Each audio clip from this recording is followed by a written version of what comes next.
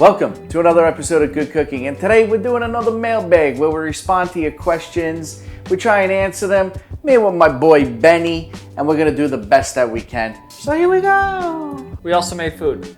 We did, which I could not stop eating. I don't know what the hell I got going on here. It's like a little half moon. Can you tell me what it is? So this is was in my case, a ham and Swiss cheese on a croissant, and I pressed it with a little butter and a little olive oil. I mean,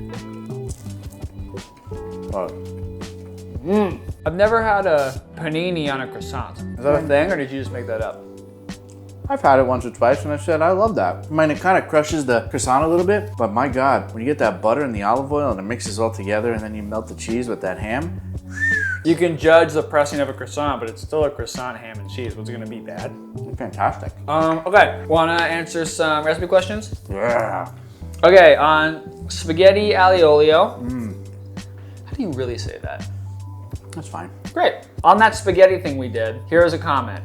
I don't know what I'm doing wrong, but 10 minutes on the noodles. It usually takes me about 35 to 40 minutes before my noodles are soft enough to chew.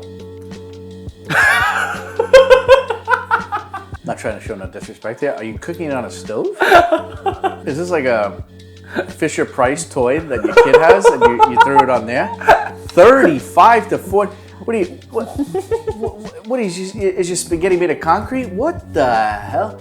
Listen, I think there's a couple of other issues that are going on here. Prior to, making sure we can cook this, it seems, I mean, I don't even know what to say. Like they're doing something really Something's wrong, going wrong. I mean, 35 to 40 minutes, I mean, that should not even, that's crazy. I mean, it should just be mush at that point. You know what the key is though? They call them noodles. How do you feel about noodles versus pasta? Listen, hey, God bless. No disrespect, but the noodles, my God. Grilled artichokes. Are they tender when grilled? And what's the dip on the side? Yes, they are very tender when grilled. However, if you watch the episode and you do your homework here, you will see we boiled them first, and then we throw them on the grill to give them a little bit of that char, and then they are very tender and delicious.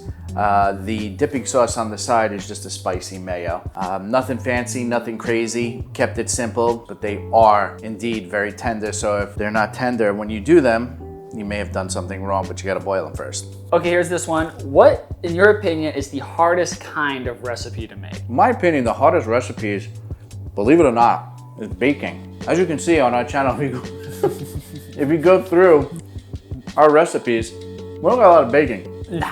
Because when it comes to cooking, you get a lot of feel. As you're doing it, you can taste it. You can say, oh, it needs a little more salt, a little more this, whatever it may be.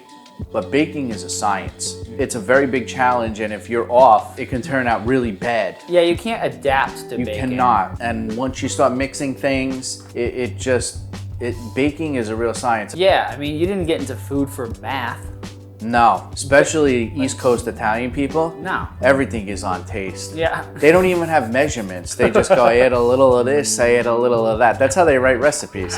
Yeah. If you notice, when we first started doing the show, Lindsay was having a really hard time putting together all these recipes because I would go, a little of this and a little of that. Yeah. And she goes, what the hell is a little of this? Add the salt till it's salty. But that's something, in my opinion, that you can do with cooking. So don't expect any baking dishes. But we have done some really great stuff. We sure that have. Orange cake with the orange whipped cream bag. That was nice, but we're not gonna do it. We're not doing it again. Is there one dish you want to do but haven't done it yet? Carbonara. Yeah. Spaghetti carbonara. Why have we not done that? I think I'm just scared. Why are you scared of a spaghetti carbonara? I don't know, because you know how much I like things to be perfect, and that's a little bit of a dish that you gotta do it the right way, and you gotta make sure it's right, otherwise it turns to mush. And really? And it's there's always a little dish that you feel like I could have a little showdown with this dish and it may win. Do we need to just like set a date and just forget it? Yeah, you have brought it up many times. Like, oh yeah, carbonara. Well, because you always bring it up and then we never do it. You go, oh, we should do carbonara. I'm like, yeah, why haven't we done it? And then we don't talk about it for 6 months. And you go, oh, why haven't we done carbonara? And I'm like, why haven't we? Yeah, and the crazy part is, probably a top 5 favorite dish of mine all time. This is your white whale. It is. Maybe we just make that the last episode we ever do. Yeah, we probably. don't touch it. All right, we'll do that. Last question. What is the key to this ham, cheese, grilled croissant? You know, one thing that I like is, if you notice in a lot of our recipes, it's simplicity. We don't use a ton of ingredients. I believe you just use really good ingredients, but you don't need a ton of ingredients. And to me, something like this is when you mix a ham, Swiss, and it's very thinly sliced, and you put it on a very buttery croissant, and then you press it with a little olive oil and a little butter. When that butter comes together, that buttery flavor comes together with the ham and the Swiss, I mean, I always think about things like, I can imagine myself enjoying it. And when you mix butter, croissant, ham, and Swiss, how do you really go wrong? That's the thing, is what's it gonna be, bad? That's what I'm saying. And it's always delicious and it's simple.